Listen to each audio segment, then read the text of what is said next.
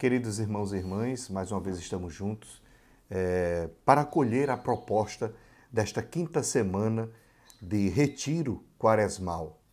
Esta semana tem um sabor muito especial.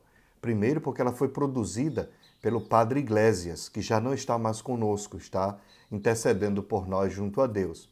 E segundo, porque é a quinta e última semana da Quaresma, quando a gente vai se aproximando cada vez mais da experiência da paixão, do sofrimento, da morte do Senhor e da sua ressurreição. É claro que neste momento, de acordo com o que já temos experimentado, experienciado, já vamos sentindo até mesmo internamente, afetivamente, que estamos perto de um tempo muito difícil. Acompanhar e sofrer com Jesus a sua paixão e a sua morte. Por isso é preciso que a gente reveja, veja, sinta quais são os frutos que eu já posso ir colhendo, acolhendo dentro de mim, não é? Depois dessas semanas todas de retiro. É importante ir percebendo como que o Senhor até aqui tem me conduzido. E nem sempre a gente vai sentir consolação, nem sempre a gente vai sentir alegria profunda, nem sempre a gente vai sentir paz interior, mas muitas vezes sentimos desolação, sentimos desânimo, inclusive, sentimos dificuldades para a oração e falhamos. Porém, nesta semana especificamente, ou neste tempo que a gente chama de nos exercícios espirituais de terceira semana dos exercícios, é um tempo em que os nossos olhos, o nosso olhar, deve estar fixo em Jesus. É Ele o centro da terceira semana. Os seus gestos, as suas palavras, a sua dor. E por isso, precisamos tomar consciência disso, de que eu preciso, nesta oração de contemplação, focar o meu olhar no Senhor. E aqui, o Padre Iglesias dá um exemplo muito bom na página 94 para quem quer aprender uma oração de contemplação. Ele coloca os passos de como uma pessoa fez uma experiência, por exemplo, de contemplar parte a parte do corpo de Jesus. Começando pelos pés, chegando aos olhos, e assim percebendo pouco a pouco como que o seu corpo, a sua vida, o todo de Jesus, pode participar da minha oração. Nesta semana, Jesus fala abertamente, enquanto seus adversários vão aumentando o cerco a Jesus, procurando prendê-lo. E outro, precisamos focar também na graça. A graça a ser pedida nesta semana, que o Senhor nos ajude a ser instrumento da paz, do diálogo, da unidade onde estivermos, como é o fruto da campanha da Fraternidade 2021.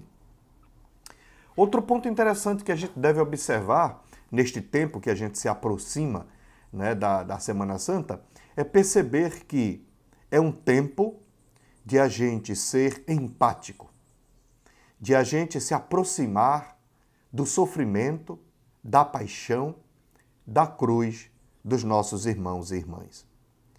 A paixão de Cristo é a paixão do mundo.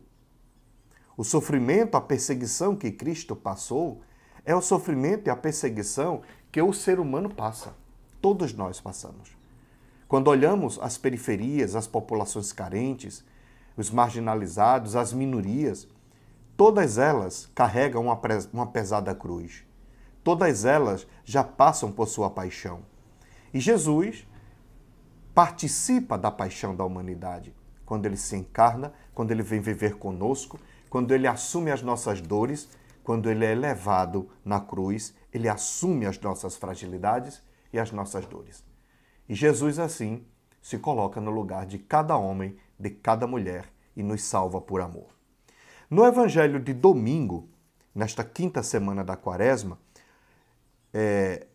João vai justamente falar da hora de Jesus, na hora em que a hora que está chegando.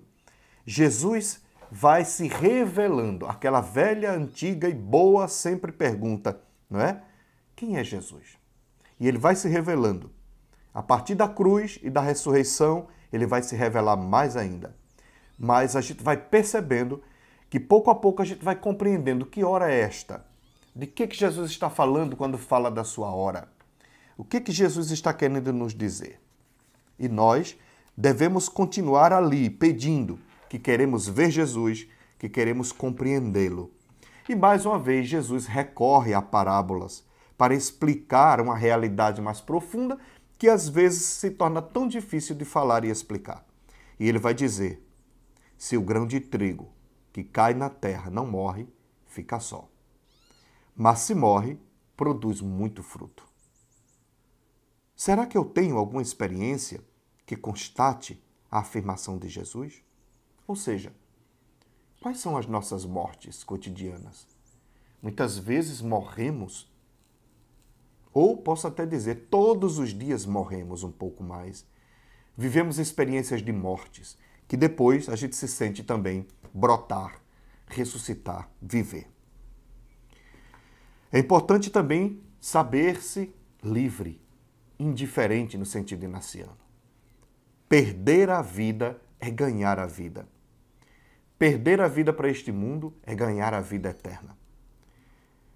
É para isto que Jesus vem, para nos ensinar que Deus, o Pai, é o centro, a sua palavra, o seu reino e a sua vontade. Deste modo, cresçamos na consciência do papel de Jesus em nossa vida e do nosso papel neste mundo. Na segunda-feira, no texto de João, mais uma vez, 8, 12 e 20, nós somos convidados justamente a ir percebendo como o povo está dividido em relação a Jesus. Por quê? Porque ainda não conhecem Jesus. Aquela pergunta que eu falei no dia de ontem, não é? Quem é Jesus? Vai se revelando pouco a pouco e ele será revelado plenamente na cruz e na ressurreição. Os fariseus trazem uma mulher pecadora, arrastam e humilham esta mulher, querendo apedrejá-la por causa do pecado. Agora eu pergunto, coloquemo-nos no lugar desta, eu afirmo, coloquemo-nos no lugar desta mulher. Quais são os nossos adultérios? Quais são as nossas infidelidades? Nossos pecados? Veja como Jesus se porta diante do pecado daquela mulher. Ele acolhe, ele ama, ele salva do apedrejamento. E ele faz que cresça a consciência de que todos somos pecadores. Mas ele age com misericórdia. Ele age com um amor tão infinito que é capaz de esquecer o pecado e lembrar só do pecador, da pecadora. Coloquemo-nos no lugar desta pecadora e assumamos que ali, nela, estamos todos nós. Na terça-feira, o texto de João, também 8, 21, 30, Jesus vai falar do momento quando ele será elevado. Elevado, e ele se revela neste momento. Quando ele for elevado, saberemos quem ele é.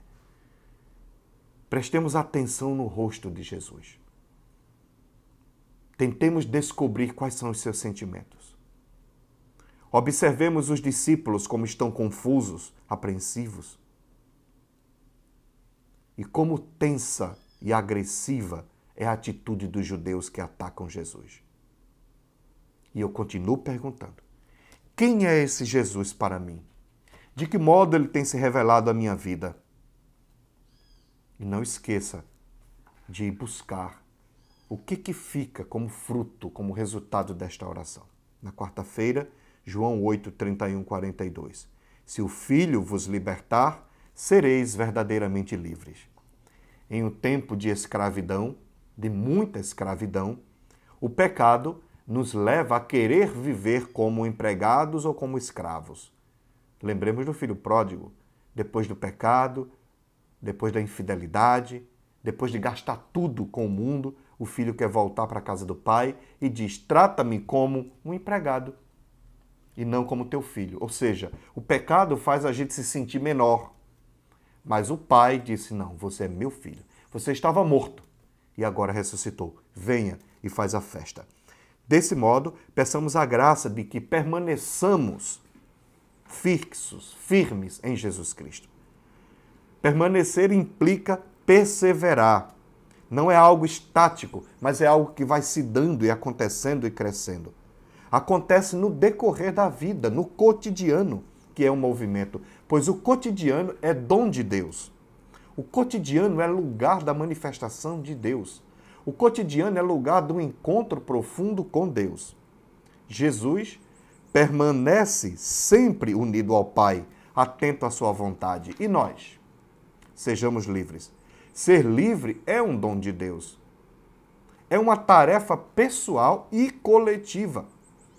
É preciso construir respostas contínuas, renúncias discernidas e confiantes na presença amorosa de Deus. Ou seja, todos os dias precisamos alcançar essa graça da liberdade, para que não sejamos escravos.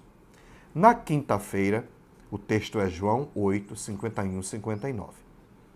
Se alguém guardar a minha palavra, jamais provará da morte. Em um tempo muito difícil de pandemia que estamos vivendo, não é? Pandemia esta que também levou o nosso Padre Iglesias, é preciso aprofundar bem o mistério pascal, pois esse mistério está próximo. É preciso guardar este mistério, acolher este mistério, esta palavra. Jesus afirma: se alguém guardar a minha palavra, nunca verá a morte.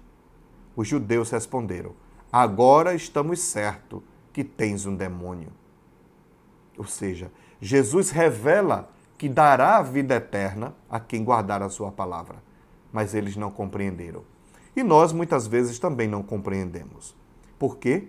Porque somos infiéis. A infidelidade é uma cegueira de espírito que impossibilita conhecer Jesus. Fiquemos atentos com as armadilhas. Na sexta-feira, temos o texto de João, capítulo 10, de 31 a 42.